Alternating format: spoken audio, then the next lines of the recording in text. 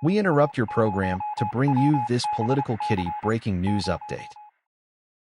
Good evening. I'm Misinformation, and we're diving into breaking developments that reflect the deteriorating relationship between Canada and the United States. Just in the past 24 hours, two disturbing stories have surfaced that raise major concerns over the safety of Canadians crossing the border into the U.S.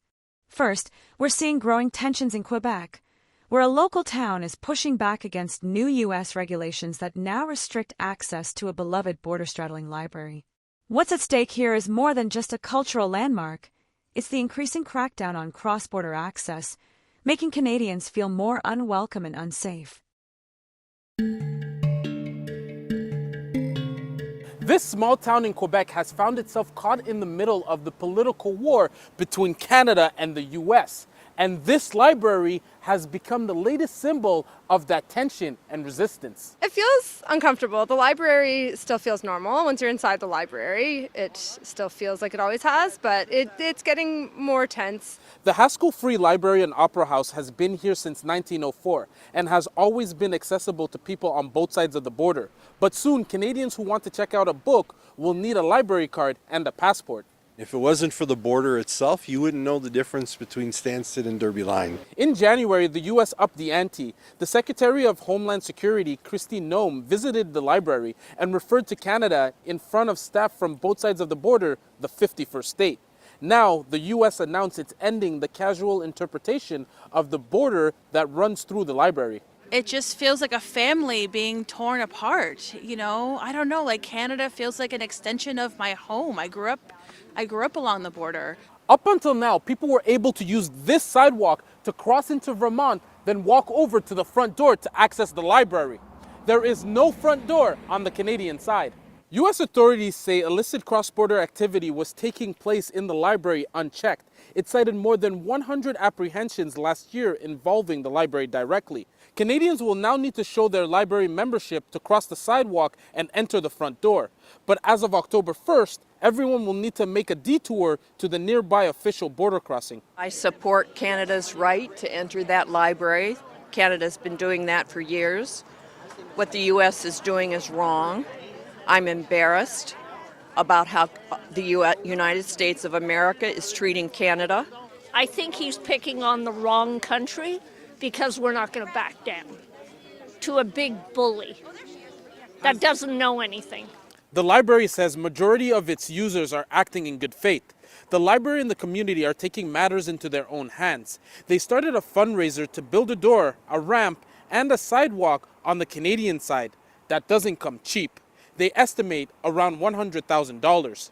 Once that's in place, Canadians will be able to access these stacks again. Once you are in the library, it's all business as usual. And if that wasn't enough, a chilling incident has come to light involving a U.S. traffic stop that has shaken the Canadian music community. Two Halifax musicians were targeted in an encounter that's raising alarms over the treatment of Canadians by U.S. law enforcement. This isn't an isolated incident. It's a growing pattern that shows a lack of respect for Canadian citizens and their safety while traveling in the U.S. A Halifax-based music duo say they were shaken after being interrogated by police in the U.S. Midwest earlier this month. Sisters Cassie and Maggie McDonald of the group Cassie and Maggie were driving in Ohio when officers pulled them over. We're joined now by Cassie and Maggie McDonald from Alberta, where they're currently touring. So take us back to that day when you're in the car. When did you notice something was off? Well, we were, pulled over for distracted driving, and we don't deny that that was the initial reason for sure. We were speaking with our mother, and the Bluetooth was malfunctioning somewhat, so we had the cell phone in our hand. Maggie was driving, so we were passing it back and forth in an attempt to have a clearer conversation with our mother. And we did notice Maggie was the first to notice a cruiser tailing us for about a half an hour, and we thought that was odd, So she was being very, very, very careful not to speed 1 single kilometer over the limit. And then we noticed we were going to pass. We noticed another cruiser waiting on the side of the highway. And so when we passed him, he pulled out and then began following us as well. So we were followed by 2 cruisers.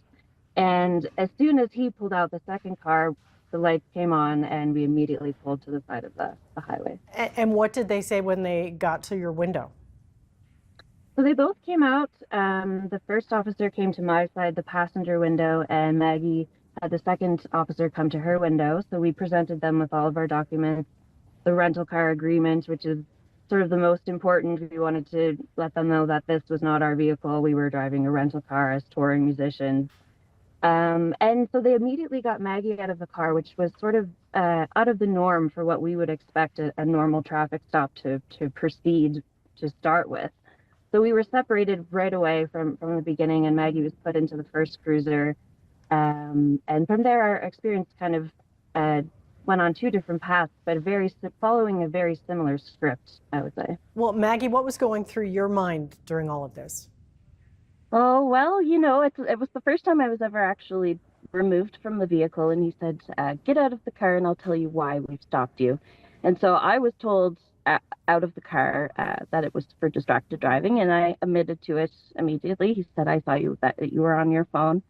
And so then he said, get in the cruiser, and I've got a few questions for you. So for the next about 40 minutes, we were stopped and asked all questions for where we entered and where we were on our touring, which was complicated answers because we were in a different spot every day.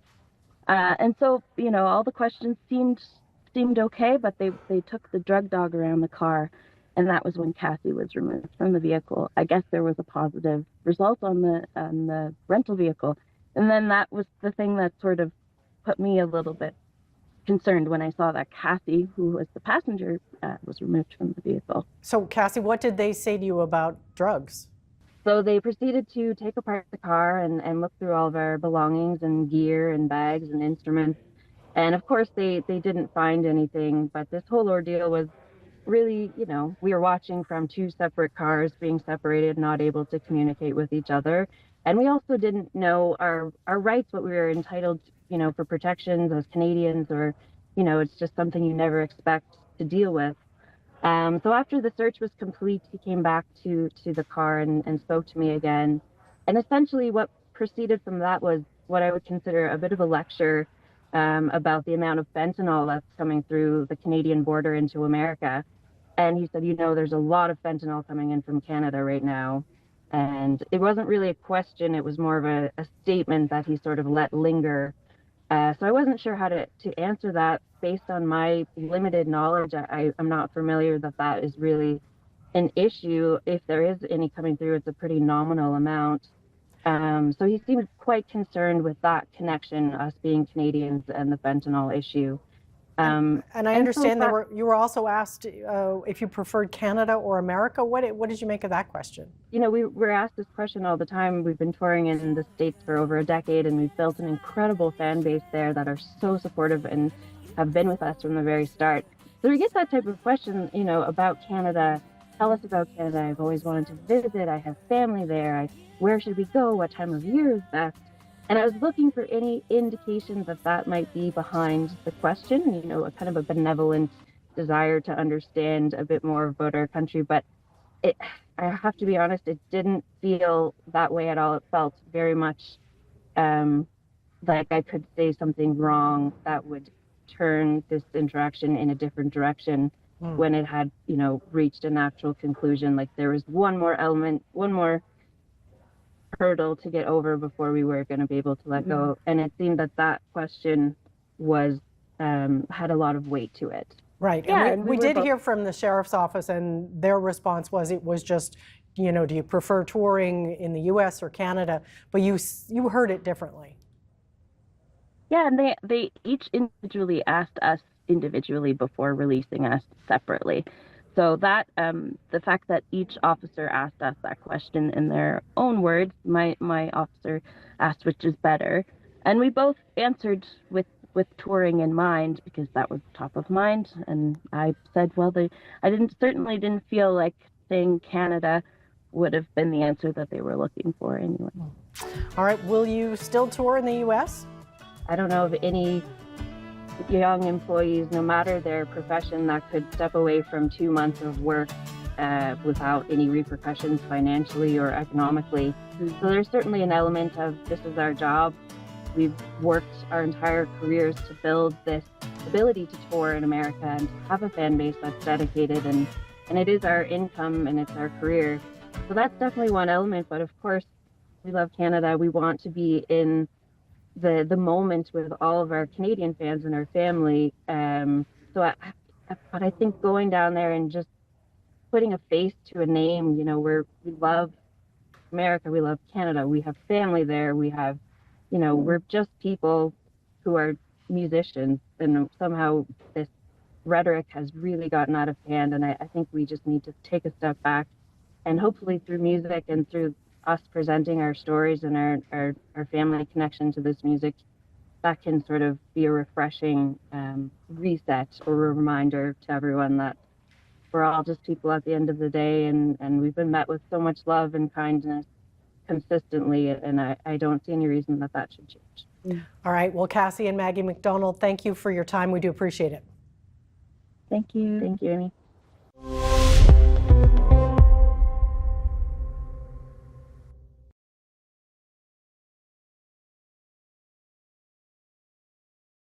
It's time for Canada to take serious action. With the increasing risks faced by Canadians in the U.S., we need to reconsider how we handle cross-border travel.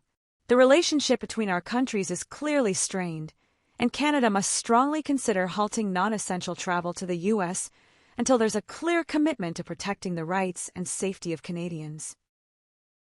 These incidents are more than just isolated concerns. They're part of a broader pattern of disrespect that can no longer be ignored. We'll keep you updated on these developments. But for now, the safety of Canadians needs to be our top priority. Stay tuned. We'll be back after the break.